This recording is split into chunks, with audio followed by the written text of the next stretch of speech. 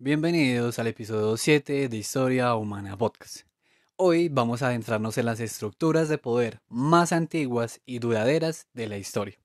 La realeza del Próximo Oriente. Un sistema de gobierno tan notable y complejo como sus pirámides y sus zigurats. Para el pensamiento moderno es fácil separar la política, la religión y la economía. Son cajones distintos, pero hace miles de años esta fragmentación conceptual era impensable. La vida en el Antiguo Oriente no era solo una cuestión humana, se experimentaba como parte de una vasta red que lo integraba todo: la sociedad, la naturaleza y sus poderes cósmicos. La civilización misma, la seguridad, la paz y la justicia dependían de una única figura central: el rey. Su función esencial no era solo dar órdenes o recolectar impuestos, sino mantener la armonía de esta triple integración. Piensen en esto: el gobierno era literalmente la base del cosmos. Si el rey fallaba, el orden del mundo fallaba también. Ahora, aunque esta creencia en la realeza como integración cósmica era compartida, las dos grandes potencias de la época, Mesopotamia, que ya vimos, y Egipto, tenían concepciones radicalmente opuestas sobre quién era realmente su gobernante y cómo funcionaba el universo. Hablemos claro: Mesopotamia, la tierra entre ríos, veía la vida como una lucha inestable. Su sociedad estaba adaptada al ciclo incierto de las estaciones, a inundaciones impredecibles. Creían que su mundo era un campo de batalla constante entre las fuerzas del orden y las del caos. Por lo tanto, el rey en Mesopotamia era un mortal, un gran hombre o lugal, que actuaba como líder y como miembro de la comunidad, encargado de mantener una armonía precaria. No era un dios, era un líder nato, pero en última instancia un súbdito ante la divinidad. Esto les daba una independencia considerable como pueblo, pero también los obligaba a vivir en una preocupación incesante por el futuro. Ahora imagínese a Egipto, el Nilo, un río que inunda y retrocede con una precisión asombrosa. Esta estabilidad natural les dio una visión del universo completamente diferente: un orden cósmico llamado Mat, que fue establecido en la creación y que era esencialmente inmutable. Solo el caos podía perturbarlo superficialmente. Esta actitud generaba un profundo sentimiento de seguridad. ¿Y quién garantizaba esa seguridad inmutable? El faraón. El gobernante egipcio no era un mortal, era un dios encarnado, de esencia divina desde su nacimiento. El pueblo egipcio, a cambio de esta seguridad total, sacrificó su libertad por un orden garantizado por su gobernante divino. Las artes plásticas nos ofrecen el testimonio más directo de esta diferencia. Cuando usted mira el arte mesopotámico, ve a reyes como Assur-Nasirpal marchando a la cabeza de sus tropas, diferenciándose del resto solo por ser el líder. Los símbolos sagrados y las figuras de los dioses son las que intervienen en el plano sobrenatural. El rey es un súbdito, de rodillas ante su dios. Pero en Egipto la escena es distinta. El arte adopta un escalonamiento jerárquico inalterable, donde el rey es siempre la figura dominante y, sobre todo, el único representante de la comunidad. Solo sus actos son eficaces. En la guerra es el faraón quien aniquila a sus enemigos, simbolizando cómo reduce el caos al orden divino. Es invencible e inatacable. Piense en la esfinge, ese híbrido de hombre y león. No es solo una estatua, es una representación directa del poder sobrehumano y divino del rey.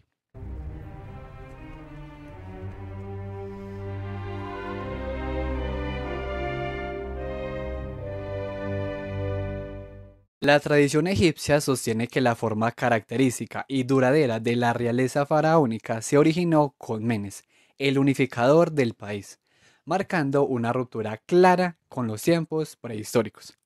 Esta hazaña no fue solo un evento político, sino una crisis creativa que vio el nacimiento de la escritura y el arte monumental, todo al mismo tiempo. El elemento más duradero de su obra fue el establecimiento de la monarquía dual, el reino del Alto y Bajo Egipto.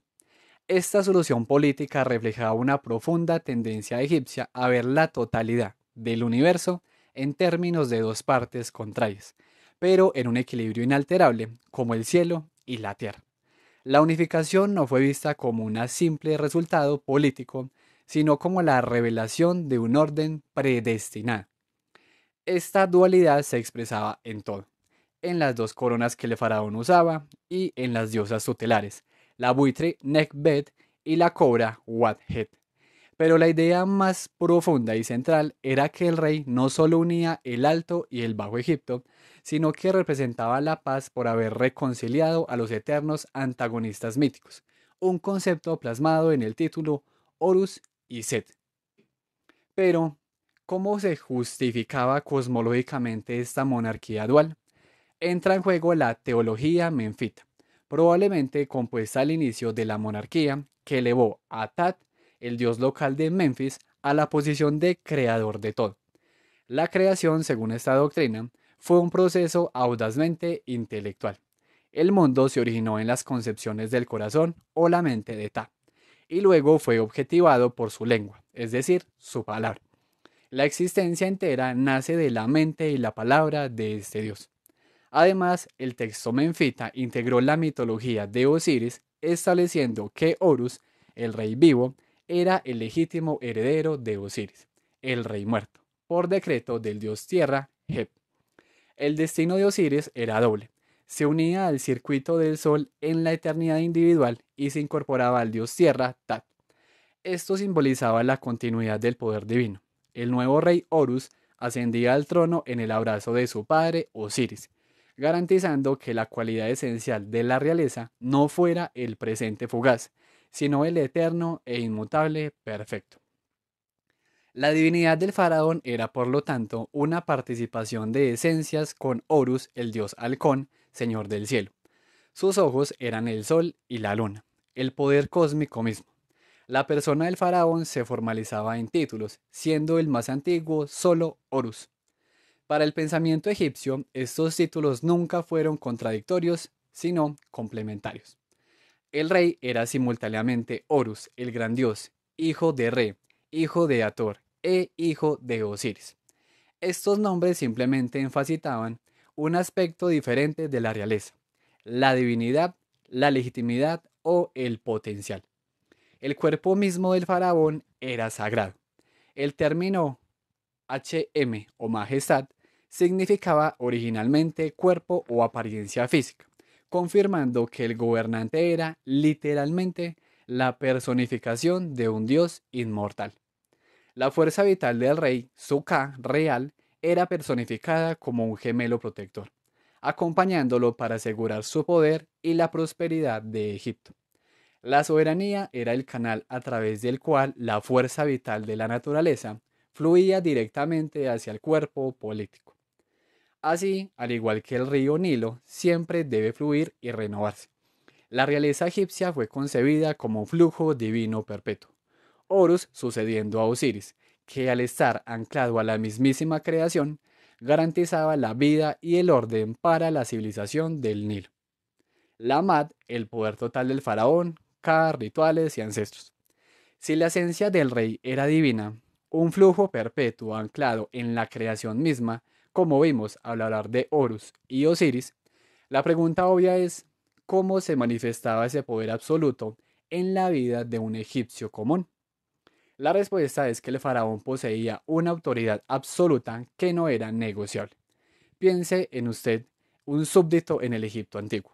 La propiedad privada, la libertad, su rango social, todo se consideraba una transferencia de derechos reales que en teoría podían ser anulados por el monarca en cualquier momento.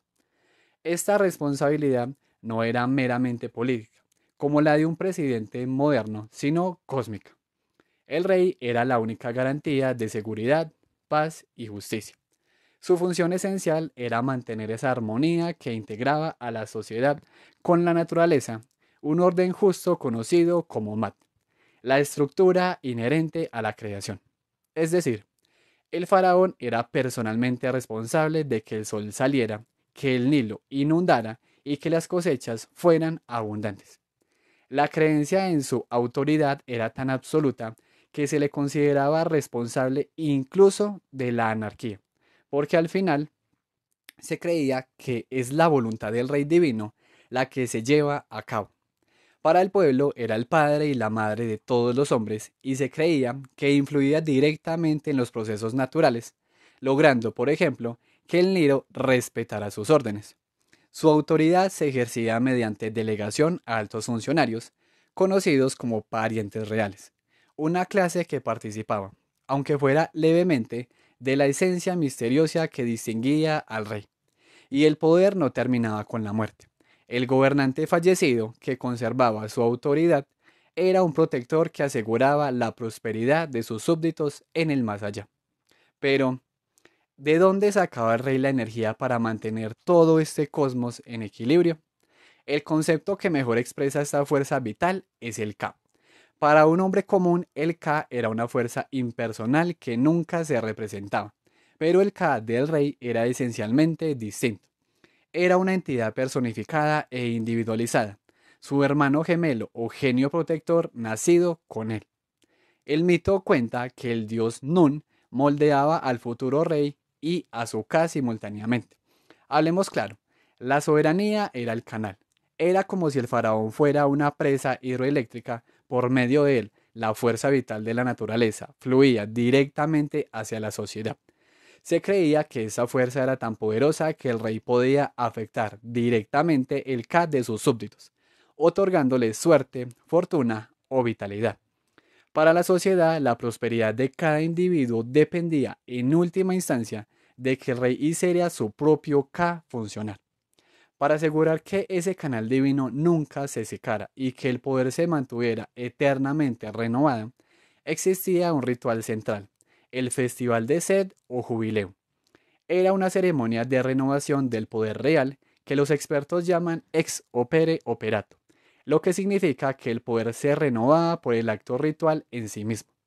Aunque generalmente se celebraba 30 años después de la subida al trono, el tiempo podía variar, siempre buscando renovar las relaciones esenciales entre el cielo y la tierra.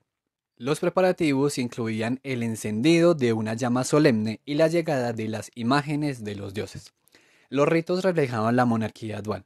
El rey alternaba entre la corona blanca del Alto Egipto y la roja del Bajo Egipto en pabellones dobles.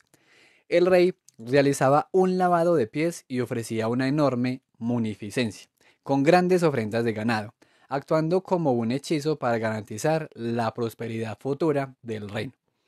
Pero el acto central y más espectacular era la dedicación del campo. El faraón, portando un documento simbólico que representaba la transferencia de propiedad, corría por un campo ceremonial. Este acto reafirmaba de la forma más física posible su dominio legítimo sobre las dos tierras y garantizaba el orden cósmico y la paz.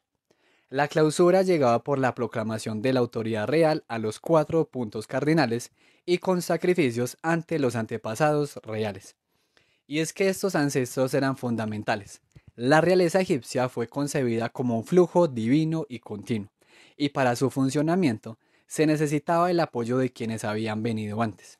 Eran conocidos como seguidores de Horus o espíritus transfigurados, una especie de consejo de la dirección divina.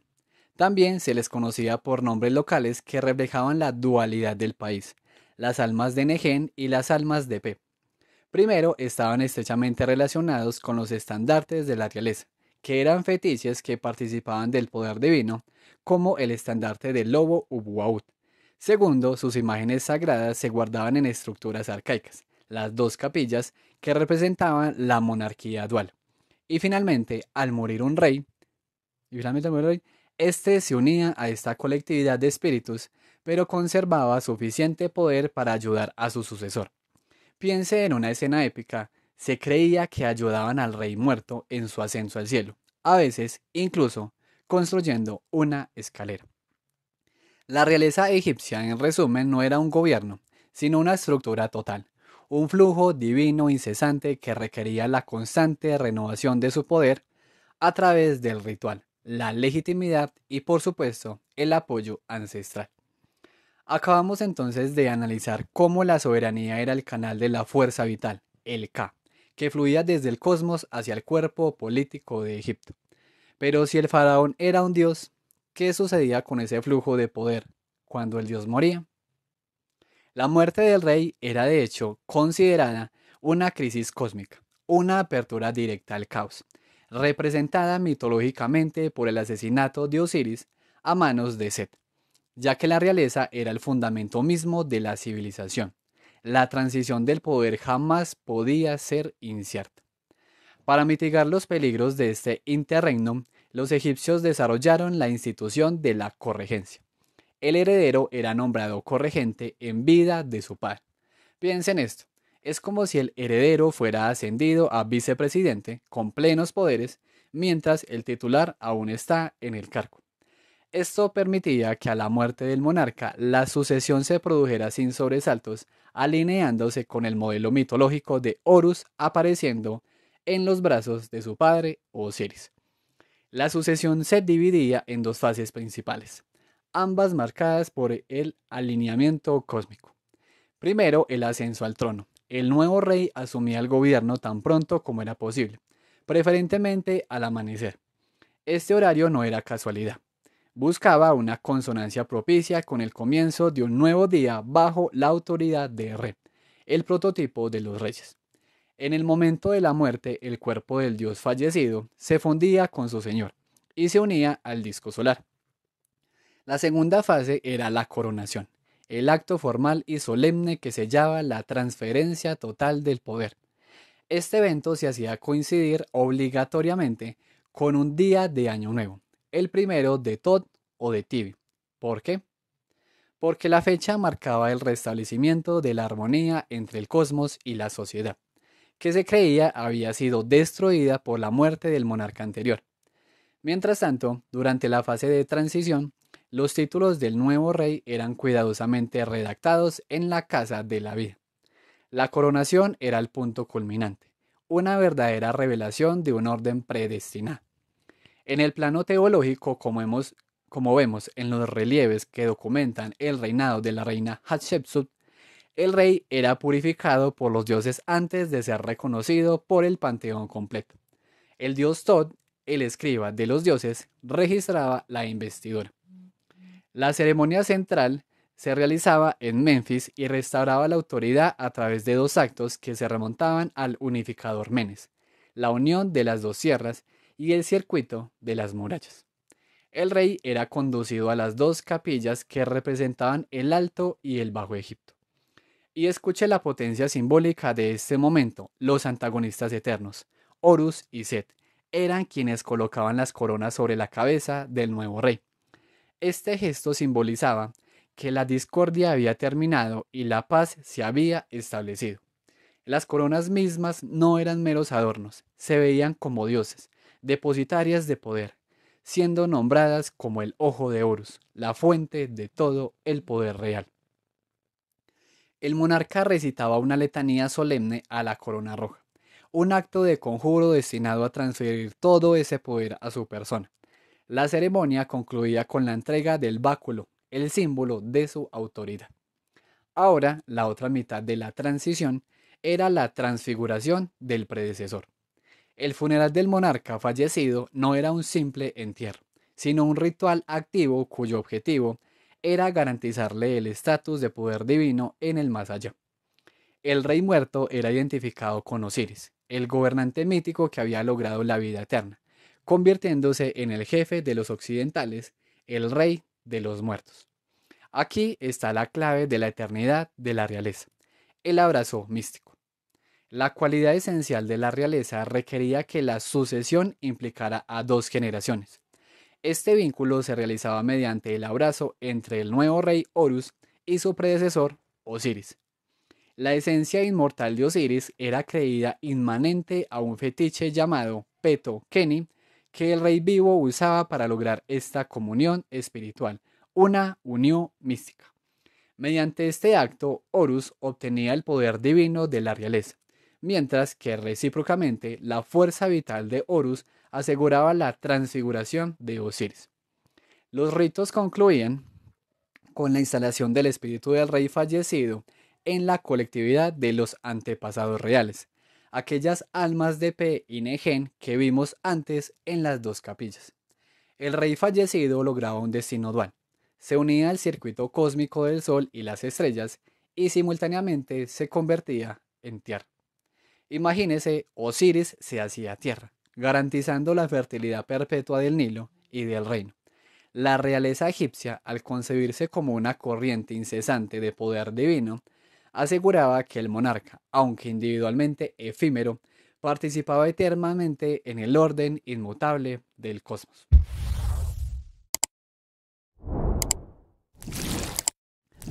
Hemos explorado la monarquía egipcia, viendo cómo el Ka y la sucesión garantizaban la continuidad del poder.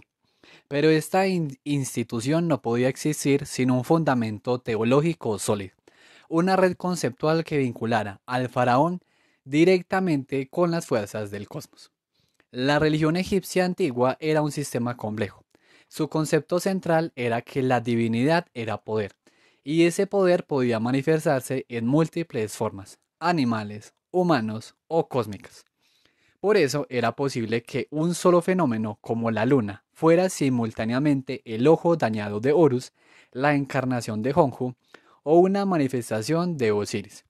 A pesar de esta fluidez conceptual, la religiosidad egipcia se articulaba en torno a tres esferas de manifestación del poder divino, que se mezclaban constantemente: el sol, el ganado y la tierra. Hablemos del poder en el sol, la creación. El sol, invocado como Re, Atum o Jeprim, servía como el prototipo y la fuente primaria de energía creadora. No por casualidad, el sol era considerado el primer rey de Egipto. El faraón era el sucesor y el retrato viviente de Re, aunque no su identidad exacta.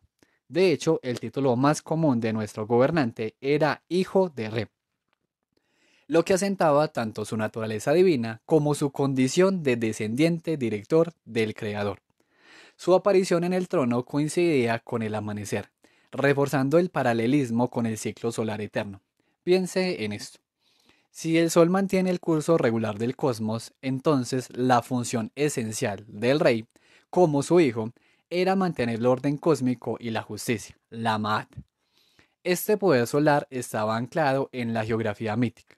La creación se concebía como la emergencia del Sol desde las aguas primigenias, dando lugar a la colina primigenia. Este lugar de origen se convirtió en un arquetipo sagrado. Cada templo y la arquitectura funeraria, incluyendo la famosa pirámide escalonada, se construían sobre este modelo para simbolizar el origen de la vida y el renacimiento. Ahora pasemos al poder en el ganado, la procreación. El ganado ocupaba un lugar central en la imaginación egipcia, siendo una metáfora de poder. El rey era constantemente invocado con un toro fuerte, o como un toro fuerte. Esta esfera se vinculaba directamente a la procreación y la regeneración. La realeza se concebía como un flujo de vida perpetuo, lo que significaba que el dios o el rey debían engendrarse en la diosa madre Nut o Hathor para nacer de nuevo. El sol mismo era visto como un becerro naciendo diariamente del cielo, es decir, de la diosa. Imagínese esta cadena de vida divina. La diosa Hathor, cuyo nombre significa casa de Horus, era la madre divina de Horus y por extensión del rey. El monarca Horus estaba en una relación de filiación con ella, siendo el toro que su madre paría. Y aquí es donde se une el concepto del Ka con la placenta. La creencia en la divinidad del rey estaba ligada a su Ka, aquel hermano gemelo que le confería la fuerza vital. Esta idea se relacionaba estrechamente con el culto a la placenta real, que también se consideraba el gemelo del rey. Después de la muerte, el destino del rey se visualizaba como un retorno a la diosa madre, Hathor o Nut, para asegurar su inmortalidad a través del renacimiento. Finalmente encontramos el poder de la tierra, la resurrección. Esta esfera se relaciona con la vida cíclica que emana de la tierra, cuyo dios era el varón Geb. La realeza misma se fundaba en el decreto de Geb. Él era el padre de Osiris y por su orden, Horus era el heredero legítimo. La estructura teológica integraba así el orden cósmico con el orden social. Osiris, como ya vimos, era la figura mitológica del rey muerto que se convertía en tierra, garantizando la fertilidad. Su poder se manifestaba en la vida que surgía periódicamente del suelo. Hablemos claro, Osiris se identificaba con el Nilo en crecimiento, la inundación que renovaba la vitalidad del país. Se creía que surgía directamente de su dominio subterráneo. Los festivales y ritos buscaban asegurar la eficacia del Nilo. Osiris también se manifestaba en la germinación de los cereales, y para asegurar su inmortalidad individual, se le, se le asociaba con el circuito cósmico, uniéndose al Sol y a las estrellas, particularmente la constelación de Orión. Originalmente, el jefe de los occidentales, el rey de los muertos, Osiris poseía prerrogativas exclusivas de la realeza. Sin embargo, después del reino antiguo, la gente común comenzó a identificarse con él, usurpando sus prerrogativas funerarias para obtener la salvación personal en la otra vida. Osiris pasó así a ser el prototipo y salvador de todos los difuntos. La realeza egipcia, de este modo, no era una simple institución política, sino el punto de convergencia y la garantía de la integración inmutable de la sociedad y los ciclos eternos de la naturaleza, una institución que lo englobaba todo. Hemos pasado varios segmentos analizando el mundo egipcio, un universo donde el faraón era un dios en la tierra, la encarnación del orden inmutable, la Mat. Pero si cruzamos el desierto y nos adentramos en el territorio de los ríos Tigris y Éufrates, entramos en un universo radicalmente diferente, mucho más inestable y sobre todo mucho más humano. En Mesopotamia, la institución real no surgió por un acto de creación divina o como parte de un orden cósmico predestinado. La realeza allí nació bajo la presión de las circunstancias y las crisis. Piensen en una asamblea primitiva. La forma de organización social más antigua conocida en Sumer fue la llamada democracia primitiva, basada en la reunión de hombres libres que delegaban el poder cotidiano a un consejo de ancianos, los Aba. Este sistema promovía una gran autonomía local, pero carecía de la capacidad para imponer una autoridad centralizada y duradera. Era fantástico para la paz, pero terrible para la guerra. Cuando surgía una emergencia, ya fuera una inundación masiva o la amenaza de un ataque externo, esta asamblea elegía a un líder con gran poder de manera temporal, el lugar o gran hombre. El cargo se entendía como un bala, un concepto que significaba retorno o reversión a la comunidad al finalizar la crisis. El lugar devolvía el poder cuando esta crisis terminaba. Pero la necesidad continua de un liderazgo firme, ya fuera por la sabiduría de un anciano comparable a Job en las tradiciones hebreas, o por la fuerza de un guerrero como el mítico Gilgamesh, que ya vimos, llevó a que este poder temporal se hiciera permanente. El lugar, el guerrero de crisis, reemplazó gradualmente a la democracia primitiva. Aquí la realeza es práctica, no teológica.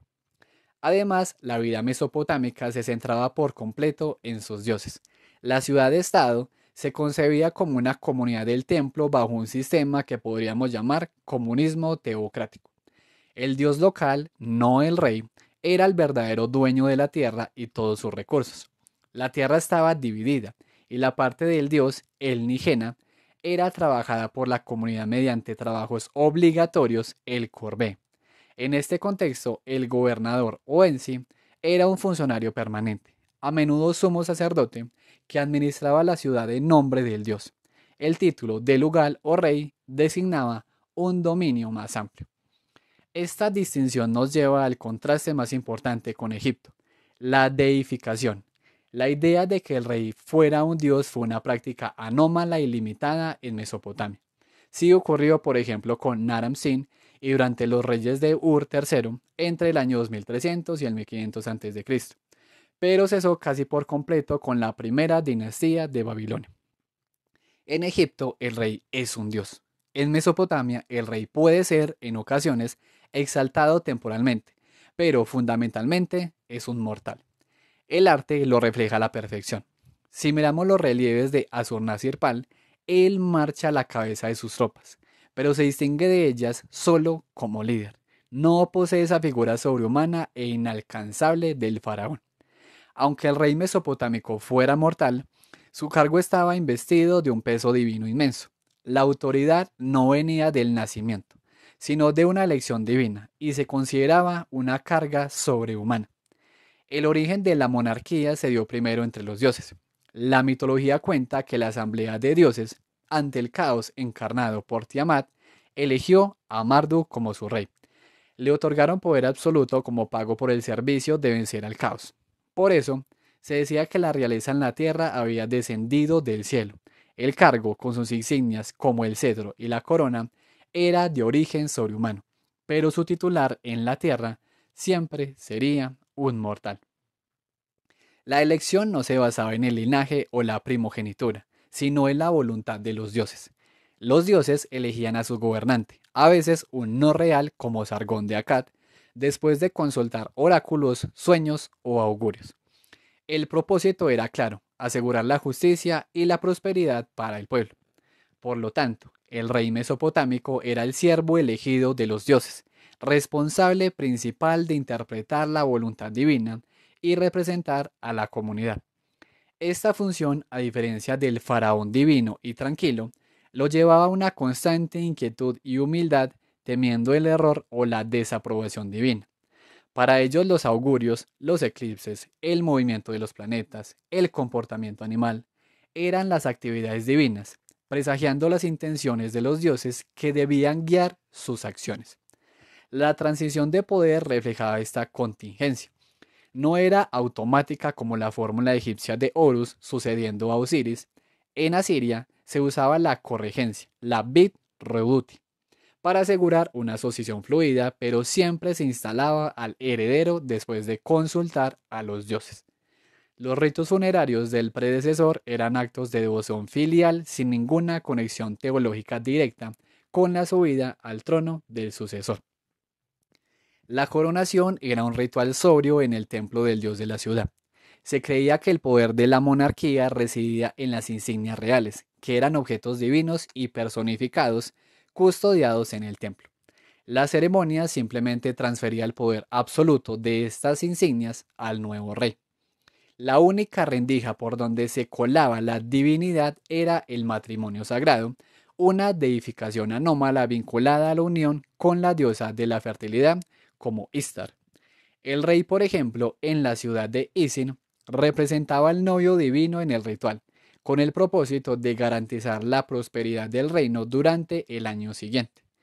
En este rito, el rey se fusionaba temporalmente con el dios de la fertilidad para elevarse al nivel divino.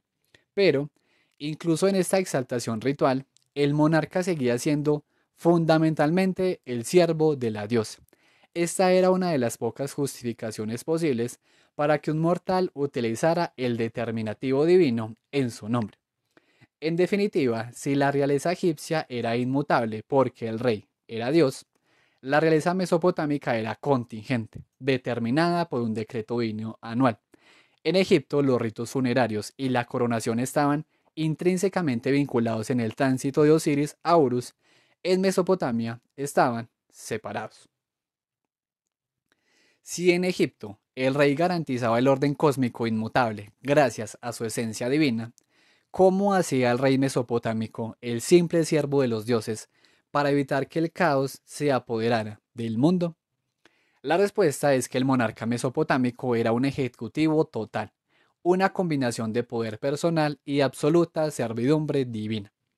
Ejercía una autoridad total, supervisando a los funcionarios, resolviendo litigios y controlando las labores obligatorias del pueblo. Pero sus obligaciones se enfocaban en tres aspectos interrelacionados.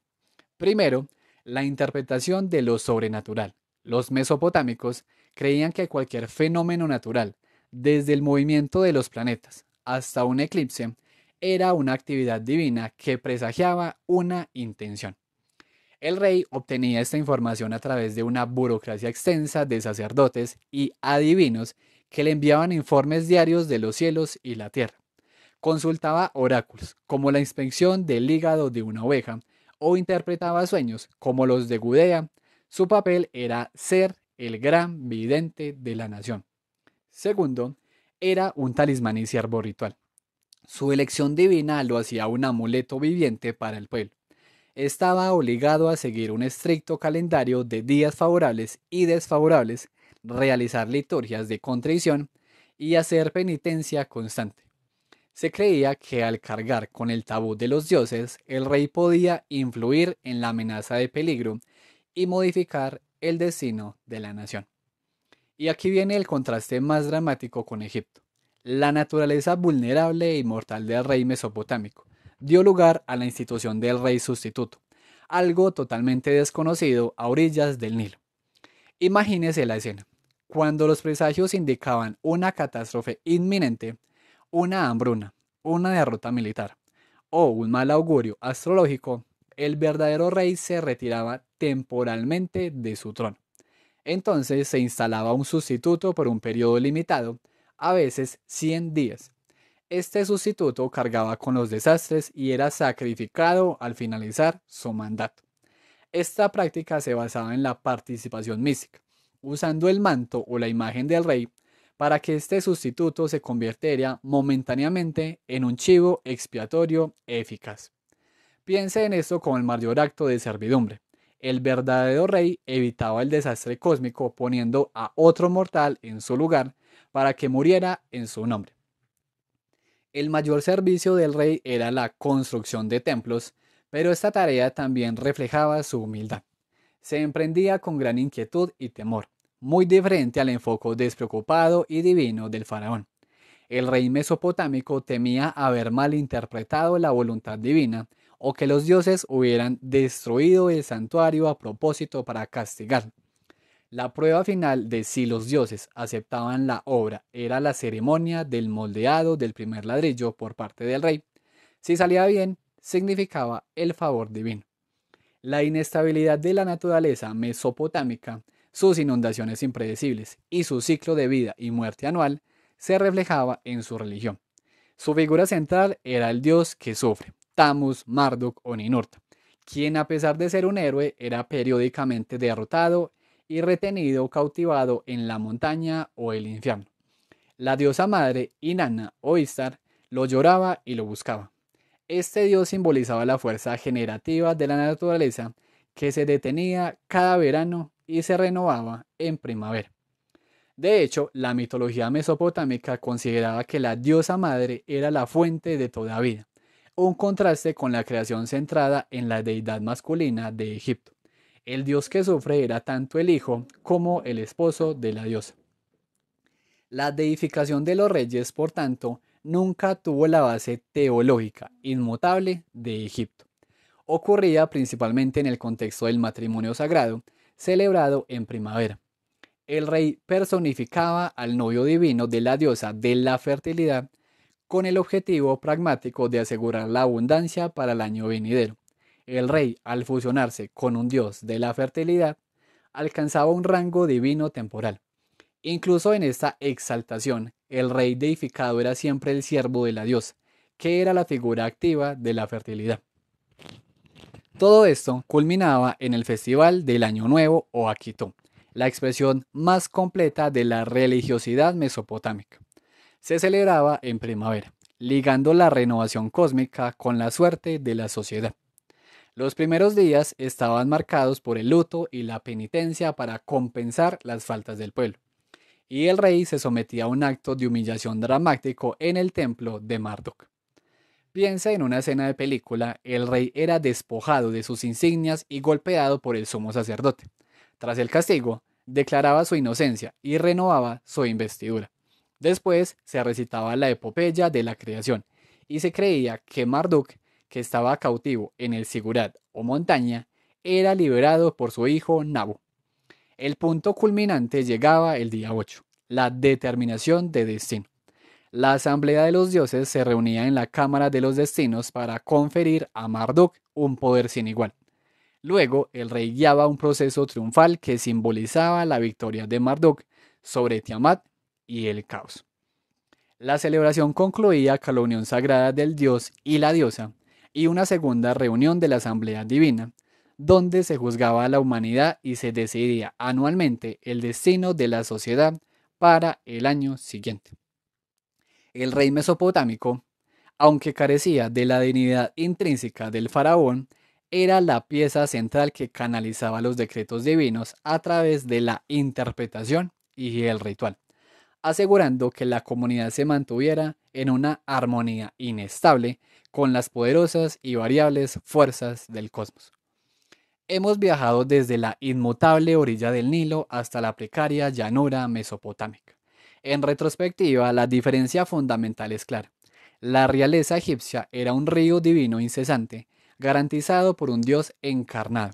La realeza mesopotámica, en cambio, era un esfuerzo heroico, un servicio ritual anual garantizado por un líder mortal que debía someterse a la humillación para servir a su diosa y convencer a la asamblea de dioses de que le otorgaran un año más de orden. En ambos casos, el rey era la clave, el punto de convergencia donde la historia y el cosmos se unían. Si la divinidad del rey fue la piedra angular de la civilización egipcia, debemos preguntarnos qué papel jugaron las figuras femeninas en esta compleja estructura de poder. En la próxima entrega de Historia Humana Podcast, dejaremos a un lado al faraón divino para concentrarnos en las mujeres, qué pasó con las mujeres y luego hablaremos de algunas mujeres importantes de manera individual como Nefertiti, por ejemplo. Nos vemos entonces en la próxima.